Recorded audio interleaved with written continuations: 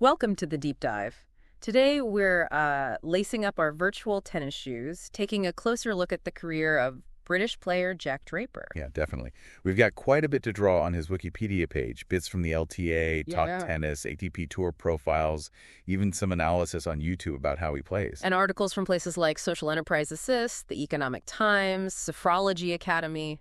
A good mix. So our mission really is to get under the hood. Yeah. Understand what makes Draper such a significant rising star, his journey, his game, the ups and downs. Absolutely. And it's quite the trajectory, isn't it? From, being a Wimbledon junior finalist to actually cracking the world's top 5. It's a seriously rapid ascent. It really is. So let's unpack that. What were those key moments, the ingredients behind it all? Okay, well, let's start at the beginning. He was born in Sutton, London, December 2001.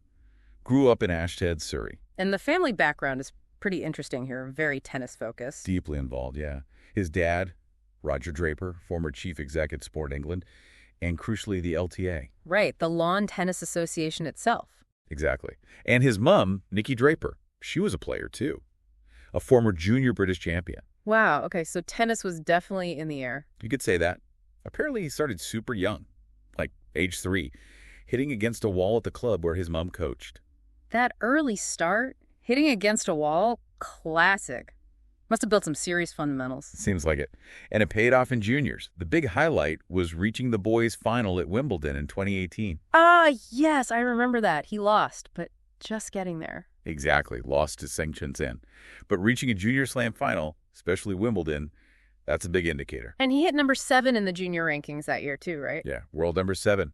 Shows the potential was clearly there before he even turned pro. Which he did in 2018. So how did those first steps onto the main tour go? Well, like for many young players, it's a big jump. His ATP main draw debut was at the Miami Open in 2021. Oh, I remember that one. It didn't end well, did it? No, unfortunately he had to retire. Heat-related illness, just couldn't continue.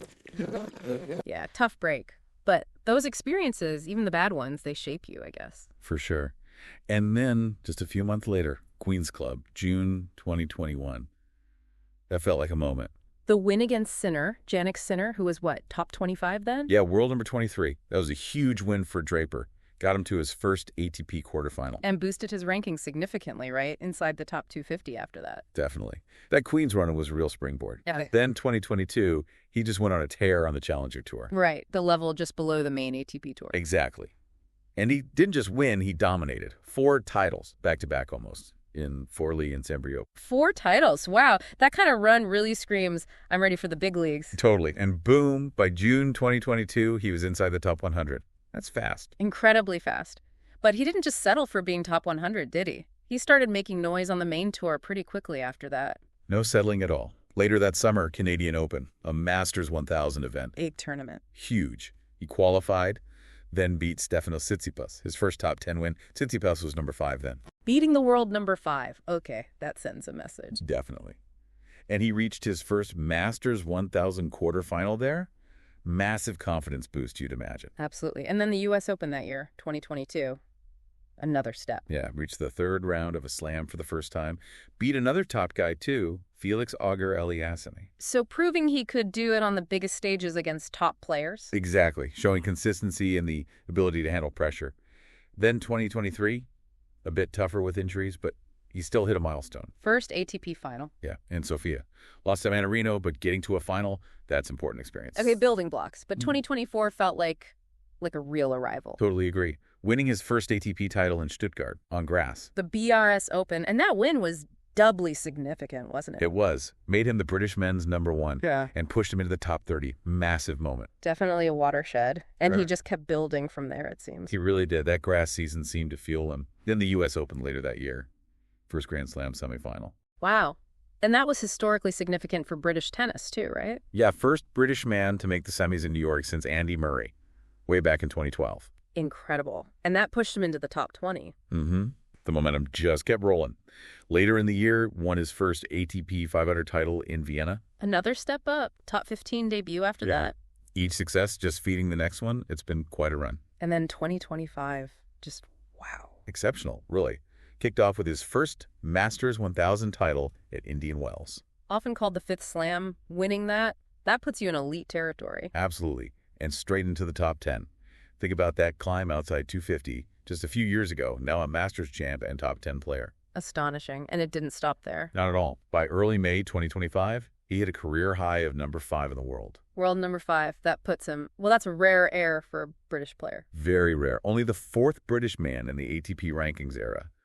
Murray, Henman, Rosicki, and now Draper. That's some company. It really is. And he backed it up by reaching the Madrid Open final, too, on clay. Which means he's reached finals on all 3 surfaces, hard, grass, and clay. Yep, and the youngest British man in the Open era to do that. Shows incredible versatility. Adapting his game like that. Impressive. For sure. And another marker, he notched up his 100th tour-level win, still aged just 23, during the Italian Open. Speaks volumes about his consistency. Okay, so the results speak for themselves. Incredible rise. But how does he do it? What's his game actually like? Well, the consensus seems to be he's an aggressive all-around player, and it's built on a really strong serve. And he's a lefty, right? Even though he's naturally right-handed. Yeah, which is fascinating. It means his backhand side. It's almost like a second forehand for him. Creates awkward angles, especially for righties. Interesting. And I've seen those comparisons of his forehand to Nadal's, the topspin, the pace. Yeah, the heavy ball. It's high praise, obviously, but it points to the kind of weapon he has there. He generates serious power and spin off both wings. So he likes to dictate play, take control of the rallies. Definitely. Very proactive, looks to hit big, find winners, and he's not afraid to mix it up. Like coming to the net. Exactly. The YouTube analysis we saw highlighted his serve variety, 2 slices, flat serves, keeps opponents guessing, and yeah, he'll finish points at the net. Adds another dimension. It does. Good footwork, too, apparently. Covers the court well, sets up those big shots. And mentally. You need to be tough out there. Seems like he has a competitive fire. Definitely. Resilience is mentioned a lot. You need that grit on tour. Absolutely. Now, you don't get there alone. Who's been in his corner, coaching-wise? His main coach since 2021 has been James Trotman. Before that, guys like Justin Schering, Ryan Jones. And he brought in a dedicated fitness coach, too, right? Ijan Vojnovic? Yeah, in 2023. Seems like that was a key move, especially given, well, we'll get to the injuries. Right. And a brief stint with Wayne Ferreira as a technical coach in 2024. Team evolves. It does. And influences. He credits his mom, his brother Ben, who's his agent now, and former coach Ryan Jones as big inspirations. And like a lot of Brits his age, Andy Murray was the idol growing up. Yep. Looked up to Andy. A great role model to have. Okay, so let's talk about those challenges you mentioned. The injuries. Wikipedia calls it plagued by injuries. Yeah, it's been a recurring issue, unfortunately. That retirement in Miami was just the start. There was a shoulder injury in 2023. Took him out of the French Open. Yeah, forced him out of Roland Garros and wiped out his whole grass season that year. Big setback. And cramping issues. Australian Open. Abdominal injury at Indian Wells. Mm-hmm. Feels like there's often been something. Little niggles, sometimes bigger things. And more recently, that hip issue at the 2025 Australian Open, he called it a ticking time bomb. Yeah, pretty frank assessment. Had to retire in the 4th round there, and it caused him to pull out of the United Cup just before that, too. And wasn't there an ankle ligament injury back in 2021 as well? Ruptured ankle ligament, yeah. Summer of 21. It's been a lot for a young player. It really highlights how physically brutal tennis is at the top level. Absolutely. Injury management is just so crucial. But interestingly, alongside managing the physical side, he's also focused on the mental game. Ah, the sophrology connection. Working with Alice Bull since early 2022. Exactly. Sophrology, it's about relaxation, focused techniques, helping manage pressure, stay calm. Which must be incredibly valuable in those high-stakes matches. You'd think so. And Draper himself said it's massively helped his tennis and his mental clarity on and off court. He still uses the techniques. Good for him. It shows real maturity, focusing on that side of things. So, away from the court, what else do we know? A bit about his personal life.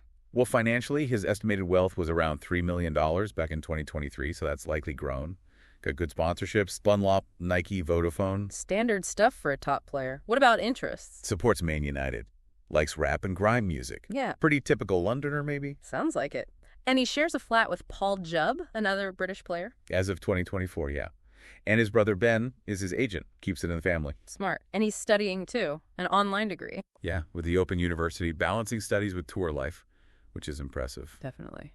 Any quirky facts? Biggest fear? Favorite book? Apparently, biggest fear is swimming in the sea sharks. And favorite book is Relentless by Tim Grover. Ah, the performance coach book.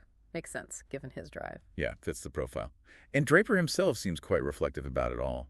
Especially about the physical side. Yeah, talking about that 2025 Aussie Open run with the hip issue. He seemed almost surprised. His body held up. He admitted his tennis wasn't always top-notch then. Right. Said his competitiveness, that desire to win, kind of dragged him through. But he also talked about prioritizing recovery, trying to avoid long-term damage. Which sounds very sensible. Smart approach. And his motivation. Seems pretty straightforward. Loves winning, loves seeing the rewards of hard work. That internal drive is clearly there. Okay, so wrapping this up, it's been an incredible journey to follow. From junior promise to a top 5 player marked by big wins, titles, but also that constant battle with injuries. Yeah, a story of talent and serious resilience. And for you, the learner, the key things to take away. Well, it's that blend, isn't it? The aggressive, adaptable game style. Definitely. Plus that mental strength may be boosted by things like sophrology. He's shown he can adapt and compete with the absolute best. So that leaves us with a final thought. He's achieved so much so young, but he's also been open about the physical challenges. Right. So looking ahead, what's going to be the key factor for him to sustain this level, maybe push on and win majors? Is it about pushing those physical limits even harder? Or is it about finding that perfect balance, managing his body carefully to ensure longevity, even if it means playing slightly less sometimes? That balance between ambition and physical preservation. It feels crucial for his future. How he navigates that could define the next chapter of his career. Something to watch, for sure.